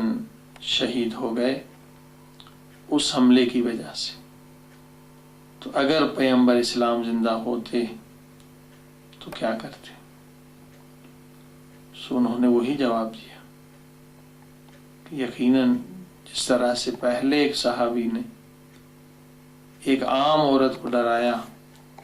اور بچہ شہید ہو گیا تو قصاص لیا تھا، تو یقیناً پیغمبر اسلام بھی وہی کرتے۔ بسم اللہ الرحمن الرحیم۔ شکریہ مولانا کاظمی صاحب، آپ نے بعض وہ باتیں بیان کی جو معمولاً عوام الناس کے علم میں نہیں ہوتی، یا ان کتابوں تک ان کی دسترسی نہیں ہے، یا مطالعہ کرنے کا موقع نہیں ملتا۔ لیکن اس میں ایک بات یہ انتہائی ضروری اور دقت کرنے کی ہے کہ جب ہم ماضی میں گزرے ہوئے لوگوں کی بات کرتے ہیں تو اس میں دو چیزیں ثقہ ہمارے سامنے ہیں۔ ایک تو اللہ کا کلام قرآن مجید فرقان حمید، اور دوسرا ہے احادیث و روایات یہ سنت رسول صلی اللہ علیہ وسلم متعلق۔ جیسے میں نے پہلے بھی عرض کیا کہ تاریخ جو کہ مختلف لوگوں نے لکھی ہے، اگر وہ قرآن و سنت کے مطابق ہیں تب تو ہم اسے قبول کریں گے، ورنہ معیار یہی ہے کہ ضمنی باتوں کے متعلق جو کچھ تاریخ میں ذکر کیا گیا ہے وہ شاہ پرستی کے دور کی چیزیں ہوں، یا خلافت بنو امیہ و بنو عباس کے دور کی باتیں ہوں، یا خلافت راشدہ کے متعلق بھی اگر کوئی بات ہو تو ظاہر ہے کہ حضور علیہ الصلوۃ والسلام کی حدیث کا وہاں اطلاق نہیں ہوتا، الا یہ کہ حضور علیہ السلام نے کوئی پیشگوئی فرما دی ہو کہ فلاں زمانے میں ایسا ہوگا، جیسا کہ معروف بات ہے ہمارے ہاں روایت موجود ہے، علیکم بسنتی و سنت خلفاء الراشدین المہدیین۔ مثلا ایک اور حدیث ہے، اقتدوا بالذین من بعد ابو بکر و عمر، اس قسم کی احادیث موجود ہیں۔ اب ظاہر ہے کہ شیعہ حضرات انہیں قبول نہیں کریں گے، ابو بکر و عمر کے خلافت کے متعلق شیعہ حضرات اس کو قبول نہیں کرتے۔ تو جب شیعہ حضرات ان روایات کو قبول نہیں کرتے تو ہم تاریخ کو شیعہ حضرات کے دلائل یا ان کی تائید کے لیے کیسے قبول کر سکتے ہیں؟ بنیادی بات یہ ہے کہ آپ کی اور ہماری آج کی جو گفتگو ہو رہی ہے وہ صحابہ کرام کے متعلق ہے، کہ صحابہ کرام رضوان اللہ علیہم اجمعین کے متعلق اگر ہمارے یعنی سنی اور شیعہ میں اتفاق ہو جاتا ہے، یا مثلا شیعہ و سنی اتحاد کرنا چاہتے ہیں وحدت بین المسلمین کی خاطر اور دشمنان اسلام سے مقابلہ کرنے کی خاطر، صہیونیوں سے مقابلہ کرنے کی خاطر، یا ملحدین و مشرکین و کفار دہریے اور کمیونسٹ اور لادین اور جتنی بھی طاغوتی قوتیں ہیں بمائے ابلیسی طاقتوں کے، ان کا مقابلہ کیسے کیا جائے، جیسا کہ شروع میں یہ بات پیش لفظ کے طور پر کہی گئی کہ اس کا ایک علاج ہے کہ مسلمان آپس میں متحد ہو جائیں۔ اب اتحاد کے لیے وہ نکات یا وہ باتیں جن پر فریقین میں اختلاف پایا جاتا ہے، اگر وہ ضمنی باتیں ہیں تو ان میں بہترین راستہ یہ ہے یا ان کے حل کرنے کے لیے بہترین طریقہ یہ ہوگا کہ بجائے اس کے کہ عوام الناس روڈوں پہ بیٹھیں، فٹ پاتھوں پہ بیٹھیں، ہوٹلوں میں بیٹھ کر کے، ریسٹورینٹس میں بیٹھ کر کے، یا کارخانوں اور اپنے اپنے گاؤں دیہات کی پنچایت گھروں میں اور مختلف جگہوں پر بیٹھ کر کے وہ علمی مباحثے کے بجائے عقائدی چھیڑ چھاڑ شروع کر دیں اور سنی شیعہ کے نزاع کے متعلق کو بات شروع کر دیں، تو اس انتہا پسند لوگ اس سے فائدہ اٹھائیں اور شیعہ سنی ایک دوسرے کو مارنے اور قتل و قتال تک جو ہے یہ ایک دوسرے پر حملے کرنے لگے، ایک دوسرے کے گھروں کو آگ لگانے لگے، تو جو تاریخ میں ہو گیا وہ ہو گیا، ماضی میں جو ہوا سو ہوا، لیکن اس کا نتیجہ یہ تو نہیں ہونا چاہیے کہ آج مسلمان آپس میں ایک دوسرے کے ساتھ سر پر روٹ کریں، بلکہ اس کا بہترین حل یہ ہے کہ بجائے اس کے کہ عوام آپس میں سر پھٹول کریں یا ایک دوسرے پر لاٹھی ڈنڈا لے کر کے دوڑیں یا ایک دوسرے کے ساتھ جو ہے روڈوں اور گھروں میں لڑائیاں اور ایک دوسرے کی عزت و عصمت و مال و جان اور آبرو کے خلاف کوئی اقدام کریں، بہتر ہے کہ علماء آپس میں بیٹھیں،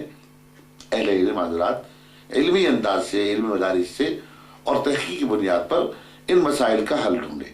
تو چونکہ آپ اور ہم اس سے پہلے بھی 2-3 مجالس میں، 2-3 محافل میں اس قسم کی علمی نشست کر چکے ہیں، گفتگو کر چکے ہیں، اور الحمدللہ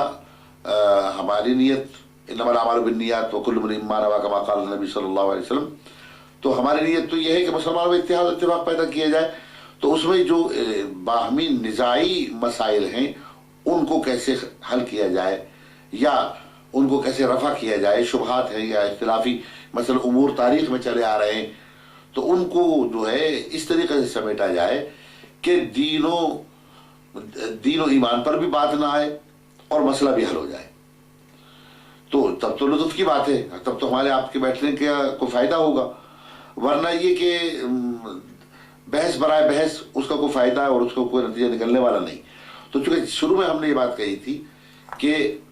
اہل سنت شیعہ حضرات کے کسی بھی امام کو، کسی بھی رہبر کو، کسی بھی بزرگ کو گالی نہیں دیتے، برا نہیں کہتے، ہمارے تبرہ کا کوئی چیپٹر نہیں ہے، اہل سنت میں صرف تولا ہی تولا ہے، محبت کرنا، اللہ سے محبت، اللہ کے رسول سے محبت، رسول اللہ صلی اللہ علیہ وسلم کے صحابہ سے محبت، رسول اللہ صلی اللہ علیہ وسلم کے اعزاء و اقارب سے محبت، آپ کی ازواج کرام کے متعلق مودت و محبت، آپ کے اہل بیت سے محبت و الفت، یعنی ہمارے ہاں اہل سنت والجماعت میں تولا ہی تولا ہے۔ ہم کسی شیعہ حضرات کے کسی ایک بزرگ کو گالی دینا تو بہت بڑی بات ہے، لعنت بھیجنا تو بہت بڑی بات ہے، ان کی شان کے متعلق ایک حرف سوچ بھی نہیں سکتے۔ البتہ شیعہ حضرات جو ہیں فلانے کو لعنت بھیجتے ہیں، فلانے کو لعنت، فلانے کو لعنت، اس قسم کی جو باتیں کرتے ہیں، تو ظاہر ہے کہ جب آپ اہل سنت کے کسی بزرگ کو برا کہیں گے تو ان میں سے کوئی انتہا پسند قسم کا آدمی اٹھ کے کھڑا ہو جائے، وہ لعنت بھیجنے والے کو یا تبرہ کرنے والے کو یا گالی دینے والے کو مارے کوٹے، پھر وہ جھگڑا بڑھ جاتا ہے۔ تو اس کا ہم نے یہ طریقہ اختیار کیا تھا، آپ نے اور میں نے گزشتہ محفل میں یہ طے کیا تھا کہ آئندہ جب ہم بیٹھیں گے، آج تو کئی مہینوں کے بعد ہمارا یہ جو ہے اتفاق سے ملنے کا موقع ہمیں ملا اور آج ہمیں بیٹھنے کے لیے جو ہے یہ موقع ملا ہے، تو ہمیں کئی مہینوں کے بعد یہ بات کرنے کا موقع مل رہا ہے۔ تو اس میں ہم یہ چاہ رہے تھے کہ جو آپ حضرات صحابہ کرام کو برا بھلا کہتے، آپ برا بھلا کہنا بند کر دیں، آپ خلفائے راشدین میں سے جن شخصیات کے متعلق جو ہے آپ کوئی بدگمانی یا بدظنی رکھتے ہیں تو قال اللہ وقال رسول کہتے ہیں، اس کو حل کر لیں، یا مثلا ہمارے جو اکابرین ہیں یا ازواج مطہرات ہیں یا حضور علیہ الصلوۃ والسلام کے وہ سسر صاحبان ہیں جن کی بیٹیاں حضور علیہ السلام کے گھر میں تھیں، ان کے متعلق آپ اپنی بدگمانی، اپنے شبہات کو دور کر لیں اگر کوئی بات ہے۔ جہاں تک تعلق یہ ہے کہ آپ نے فرمایا کہ ہم ان کو صحابی مانتے ہیں کہ جو اللہ کے رسول کی بات کو مانیں اور ان کا احترام کریں، ان کے آل کا احترام کریں، تو احترام کرنے میں تو کوئی یہاں پر کسی قسم کا کسی کو کوئی اعتراض ہو ہی نہیں سکتا، لیکن خدا نہ خواستہ اگر احترامی بے احترامی سیاست کی وجہ سے ہوئی ہے تو دونوں فریق اس کے ذمہ دار ہیں، یعنی صحابہ بھی اور اہل بیت بھی دونوں ذمہ دار ہوں گے۔ اگر ان کی طرف سے کوئی بات ہوئی ہے تو وہاں بھی کوئی نہ کوئی بات ہوئی ہوگی کہ جس کی وجہ سے یہ جو ہے خواہ کی ایک اختلافی بات ہوئی۔ تو اب اگر اس فریق نے معاف کر دیا یا اس فریق نے معاف کر دیا تو بات تو جب ان اہل بیت اور صحابہ کرام کے درمیان ختم ہو چکی، معافی ہو چکی، یا ایک دوسرے کو انہوں نے، ہم تو یہ یقین رکھتے ہیں کہ اہل بیت حسد رکھنے والے، بغض رکھنے والے، دلوں میں انتقام کا جذبہ رکھنے والے نہیں تھے، اسی طرح صحابہ کے متعلق بھی ہم یہ سوچتے ہیں تو انہوں نے اپنے دل کو پاک کر لیا ہوگا، صاف کر لیا ہوگا. لیکن جہاں تک آپ نے ایک عجیب حدیث کے متعلق یہاں پر اشارہ کیا کہ نہ صرف یہ کہ حضرت فاطمہ زہرا رضی اللہ تعالیٰ عنہ کے در اقدس پر، جیسا کہ ابھی آپ نے کہا کہ کتابوں میں شیعہ حضرات یہ کہتے ہیں کہ حضرت عمر فاروق رضی اللہ تعالیٰ عنہ نے جا کر کے دھمکی دی اور کہا کہ میں اس گھر میں آگ لگا دوں گا، اور لوگوں نے پوچھا کہ اگر اس میں فاطمہ زہرا موجود ہو تب بھی آپ آگ لگائیں گے؟ تو عمر فاروق کے متعلق شیعہ حضرات کی جو کتابوں میں ہے کہا کہ وہ اور اگرچہ کوئی بھی اس میں ہو، فاطمہ ہو یا کوئی بھی ہو، علی اگر باہر نہیں نکلیں گے اور بیعت نہیں کریں گے تو ہم آگ لگا دیں. یہ ایک سیاسی مسئلہ بہرحال. تو اس میں مزید آپ کے شیعہ علماء جو بیان کرتے ہیں، اب یہ نہیں پتا کہ شیعہ کتابوں میں اس کے دلائل ہیں یا نہیں، لیکن آپ حضرات جو ہے اس کو بار بار بتکرار بیان کرتے ہیں کہ وہاں آگ لگائی گئی، دروازہ موجود تھا، آگ لگائی گئی. اور ابھی آپ نے مزید ایک اضافہ کیا کہ نہ صرف یہ کہ آگ لگائی گئی بلکہ اس دروازے کو جسے آگ لگائی گئی اس کے گرنے کی وجہ سے حضرت فاطمہ رضی اللہ تعالی عنہ کا پہلو جو ہے زخمی ہوا اور آپ گری اور حضرت محسن شہید ہو گئے. یہ آپ کے یعنی کلام کا لب لباب اور خلاصہ ہے. اگر یہ بات ہے اور اس کے ضمن میں آپ نے وہ بیان کیا کہ ایک صحابی نے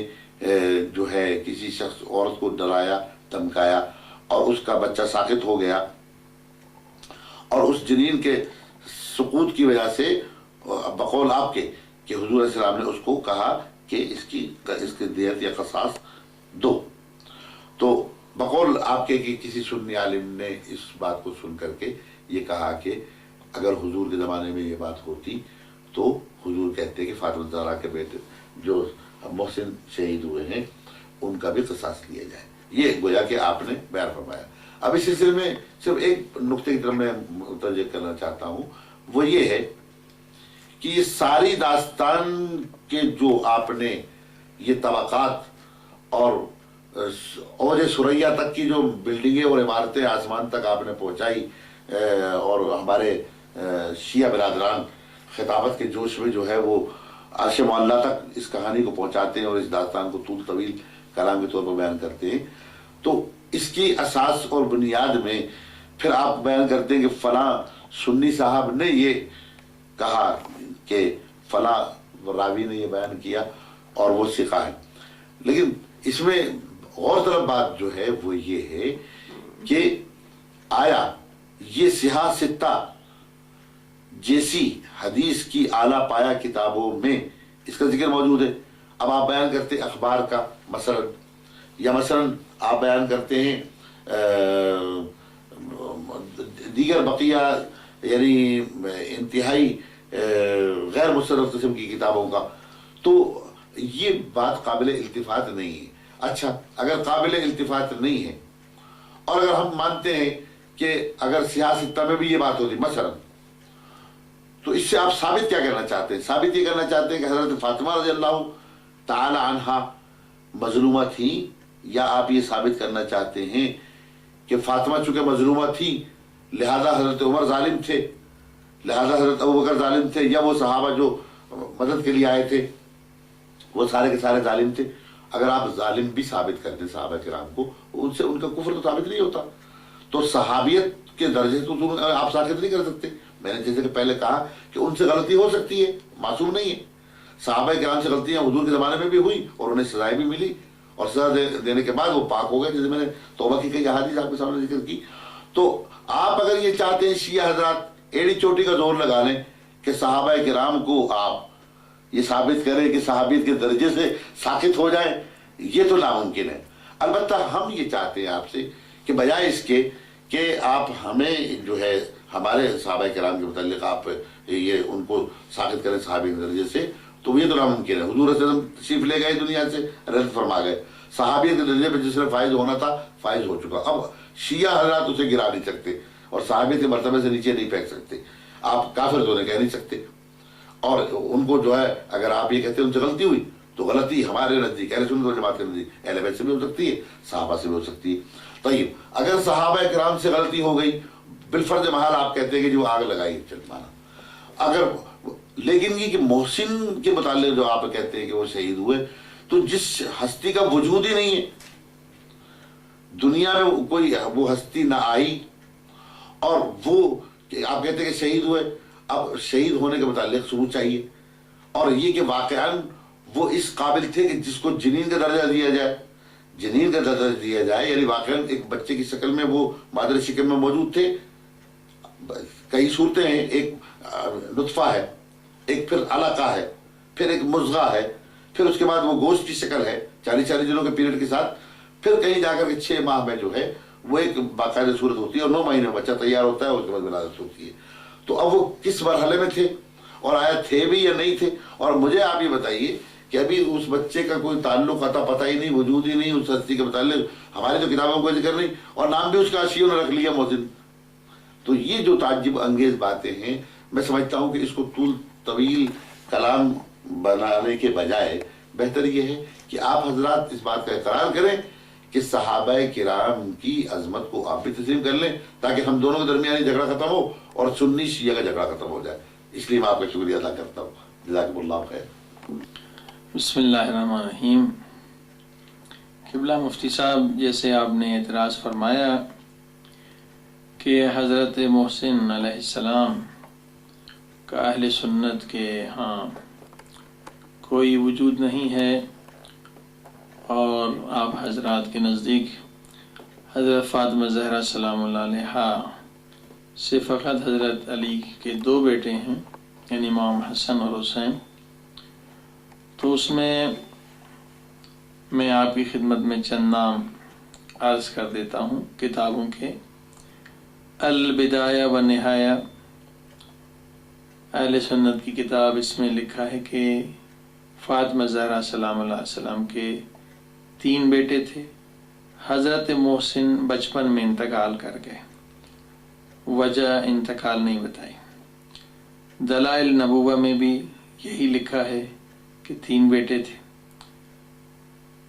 ذخائر العقبہ میں محب تبری نے بھی یہی لکھا ہے، 3 بیٹے تھے۔ اسد الغابہ میں بھی یہی لکھا ہے۔ سبت ابن جوزی نے تذکرۃ الخواص میں بھی یہی لکھا ہے کہ حضرت فاطمہ زہرا کے 3 بیٹے تھے، اور بعض نے بچپن میں انتقال کرنے کی خبر دی ہے، مگر اس کی وجہ نہیں لکھی۔ تاریخ یعقوبی نے بھی یہی لکھا کہ حضرت محسن کا انتقال بچپن میں ہو گیا۔ تاریخ خمیس نے بھی یہی لکھا۔ الکامل فی تاریخ میں بھی یہی ہے، اور جن کتابوں نے سخت ہونے کا ذکر کیا ہے اس میں کمال الدین ابن طہ شافعی نے کتاب کشف الغمہ میں لکھا کہ حضرت علی علیہ السلام کے فرزندوں میں اختلاف ہے، بعض نے سخت ہونے والوں کا ذکر کیا ہے بچے کا، بعض نے ذکر نہیں کیا ہے۔ لہذا نام کے لیے بھی روایتیں موجود ہیں کہ خود رسول خدا صلی اللہ علیہ وسلم نے فرمایا کہ یا علی انت منی بمنزلت ہارون من موسیٰ، علی تیری وہی منزلت ہے جو ہارون کی حضرت موسیٰ سے تھی۔ ہارون کے 3 بیٹے تھے، شبر، شبیر، مشبر، اسی طرح سے وہی نام پیغمبر نے رکھے، حسن، حسین، محسن، وہ عبرانی کے نام بھی کہلائے گئے، اور ان کا ترجمہ عربی میں شبر، حسن، شبیر، حسین، مشبر، اس طرح محسن۔ اور جو آپ نے فرمایا کہ یہ کتابیں جو ہیں وہ اہم نہیں ہیں، جن میں لکھا ہے کہ گھر پہ آگ لگائی گئی، اور ابھی تک جو ہماری اور آپ کی بحث رہی، آپ نے پوری کوشش کی کہ آپ دفاع کر سکیں حضرت عمر کا اس سلسلے میں کہ جو انہوں نے حملہ کیا، لیکن اب فرض کریں میں نے کسی کو تھپڑ مارا ہے اور آپ میرا دفاع کرنا چاہتے ہیں، یا 1000 آدمی میرا دفاع کرنا چاہے، لیکن اگر میں خود آ کے کورٹ میں اقرار کر لوں کہ میں نے تھپڑ مارا ہے تو ظاہر ہے کہ آپ کا دفاع جو ہے وہ بے فائدہ ہوتا ہے۔ لہٰذا حضرت ابوبکر نے وفات کے وقت یہ فرمایا کہ کاش میں 3 کام نہ کرتا، اور ان میں سے ایک کام یہ تھا کہ کاش میں فاطمہ زہرا سلام اللہ علیہا کے گھر پر حملہ نہ کرواتا۔ تاریخ یعقوبی نے اسے لکھا ہے، تاریخ اسلام میں ذہبی نے لکھا ہے، اللقد الفرید نے لکھا ہے، المروج ذہب نے لکھا ہے، میزان الاعتدال آپ کے رجال کی کتاب ہے، لسان المیزان نے لکھا ہے، کنز العمال نے اسے لکھا ہے، المجمع الکبیر نے لکھا ہے۔ اگر آپ اعتراض کریں راویوں پر تو اس کا ایک راوی الوان ابن داؤد ہے، اس کی روایتیں بخاری میں بھی ہیں، مسلم میں بھی ہیں، میزان الاعتدال، لسان المیزان سب کے نزدیک یہ ثقہ ہے اور قابل بھروسہ۔ دوسرا راوی اس کا عبد الرحمن ابن عوف ہے کہ ابو بکر نے کہا کہ کاش میں 3 کام نہ کرتا، ان میں سے ایک یہی کہ کاش حضرت فاطمہ الزہرا سلام اللہ علیہا کے گھر پہ حملہ نہ کرواتا۔ اسے بھی بہت ساری، اس روایت سے بھی عبد الرحمن سے جو ہے بہت ساری کتابوں میں نقل ہے، تاریخ طبری نے نقل کیا، اور اسی طرح سے مجمع الکبیر میں طبرانی نے اسے لکھا ہے، تاریخ مدینہ دمشق میں الحافظ ابن عساکر نے لکھا ہے، کتاب سنن میں الحافظ سعید ابن منصور نے اسے لکھا ہے، اور بہت سارے دیگر حوالے بھی ہیں۔ لہذا آپ نے بھی انشاءاللہ جو ایک عزم کیا ہے کہ یہ جو شدید ترین اختلافی مسائل ہیں شیعہ سنیوں کے درمیان، جس سے